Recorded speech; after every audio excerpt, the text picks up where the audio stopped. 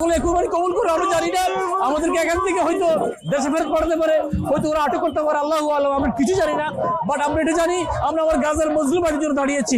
আসসালামু আলাইকুম।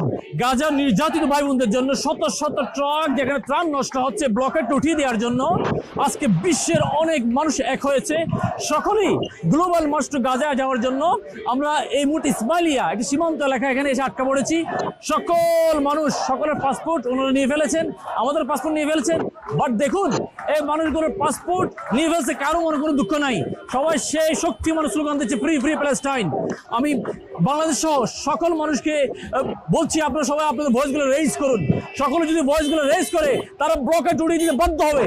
আজকে একদম নগ্ন যেভাবে হামলা হচ্ছে, এই শত শত ট্রাক ত্রাণ আজকে কিন্তু যেতে পারছে না। আমরা সকল ভয়েসগুলো রেজ করি এবং আমাদের যত মুসলিম ভাইরা আছেন, বিশেষ করে গিয়ে আসলে আজকে আমি আল্লাহর কাছে শুকরিয়া আদায় করছি। এই মানুষগুলো যারা আছে 50% মুসলিম আর 50% অমুসলিম, তারা শুধুমাত্র মানবাধিকারের প্রয়োজনে তারা এখানে এক হয়েছে। তো আমরা মনে করি মানবাধিকারের কারণে, হিউম্যান রাইটস নিয়ে ধর্ম নাই, এখানে সবাই প্রায় এখন পৃথিবীর সকল মানুষ এখন ফ্রি ফ্রি প্যালেস্টাইন এখন সবাই। সুইজারল্যান্ড, আমার এই বোনটা এসেছে উনি সুইজারল্যান্ড থেকে, হি ইজ ফ্রম সুইজারল্যান্ড। আলহামদুলিল্লাহ। ক্যান ইউ স্পিক আরবি?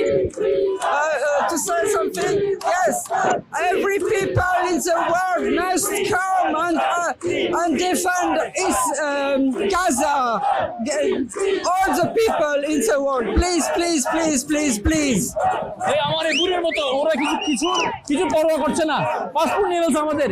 বিদেশের পাসপোর্ট না থাকলে কি হয় আপনারা সবাই জানেন। আমাদের পাসপোর্ট নিয়ে ফেলছে, সকল